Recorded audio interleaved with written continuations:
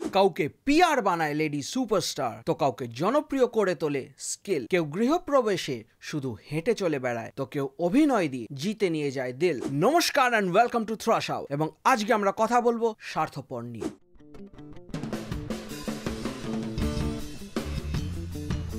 স্বার্থপরের trailer দেখে আমার যা এক্সপেকটেশন ছিল সেটা কিন্তু এই সিনেমাটা ডেলিভার করতে পারেনি, তার থেকে অনেক অনেক অনেক ওপরে ডেলিভার করেছে। এই বছরের অন্যতম বেস্ট পারফরমেন্স যদি কারুর হয়ে থাকে তো সেটা হবে কৌশিক সেন এবং Koel Mallick. Both of them deserve a standing ovation. দেখুন ছবিটা কিরকম সেটা আমি পরে আসছি, but phenomenal, mind blowing, exceptional performance.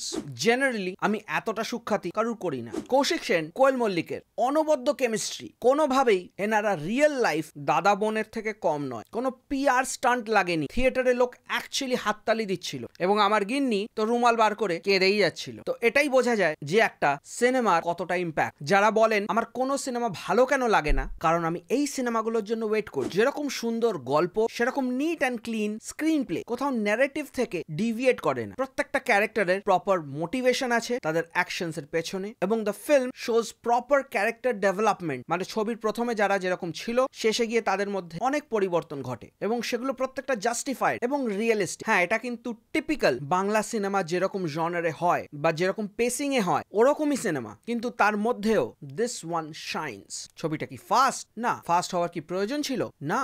ছবির ডায়ালগস অত্যন্ত সুন্দর। প্রত্যেকটা ডায়ালগ আপনাদের ভাবতে বাধ্য করবে। আর সব সময় যে কথা বলেই অ্যাক্টিং করতে হয় এরকম নয়, এবং সেটা বুঝিয়ে দিয়েছেন কৌশিক সেন ও কোয়েল মল্লিক। ওনাদের আই কন্ট্যাক্ট, একটা সিন আছে ভাই ফোটার, ওটা জাস্ট দেখবেন টেনশনটা কিভাবে বিল্ড করে। ট্রেলার দেখে আপনারা ছবিটা আশা করি বুঝতেই পেরেছেন কি নিয়ে। এটা একটা দাদা আর বোনের গল্প যারা ছোটবেলা থেকে খুবই ক্লোজ, কিন্তু বড় হয়ে তাদের পৈতৃক বাড়িকে ভাগাভাগি করা নিয়ে তারা দুজনে একটা কোর্ট কেসে জড়িয়ে পড়েন একে অপরের বিরুদ্ধে, এবং সেই জন্য ছবির দ্বিতীয় অংশ পুরোটাই কোর্টরুম ড্রামা। হ্যাঁ, এই কোর্টরুম ড্রামা এসে আমার দুটো জিনিস ভালো লাগেনি। নাম্বার ওয়ান, রঞ্জিত মল্লিকের কাস্টিং। লেজেন্ডারি অ্যাক্টর, কিন্তু ওনাকে কাস্ট করে যেহেতু রোলটা খুব মিটি আর ইম্পর্টেন্ট দেওয়ার চেষ্টা করা হয়েছে, সেই জন্য একদম ক্রুশাল মোমেন্টে একটা মোনোলগ দেওয়া হয়েছে ওনাকে। উনি জাজের সামনে ওটা বলছেন, এবং ওই জায়গায় না পুরো কোর্ট কেসের গ্র্যাভিটিটা পড়ে যায়। আর স্যাডলি ওখান থেকে ওই কোর্টরুম ড্রামাটা আর রিকভার করতে পারেনি। That মোনোলগ was completely unnecessary. এবং সিনেমাটা যেখানে পুরো টান টান চলছিল, ওই জায়গাটা আমার দেখে মনে হলো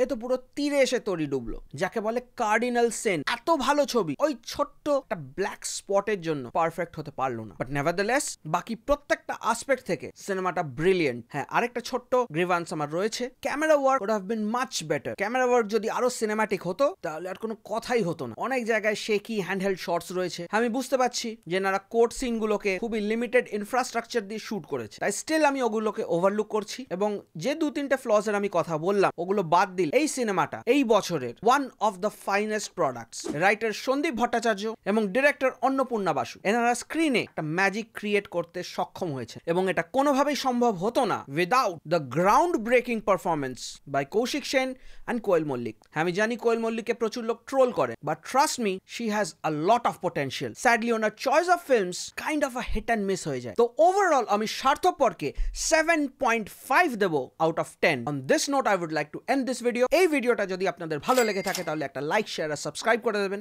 আপনাদের কোনো মতামত, সাজেশন বা ওপিনিয়ন থাকলে কমেন্ট সেকশনে নিশ্চয়ই জানাবেন। You can always follow me on Instagram. You are watching thrash hour. আমি আপনাদের হোস্ট টম থ্রাশ, এবং দেখা হচ্ছে পরের ভিডিওতে।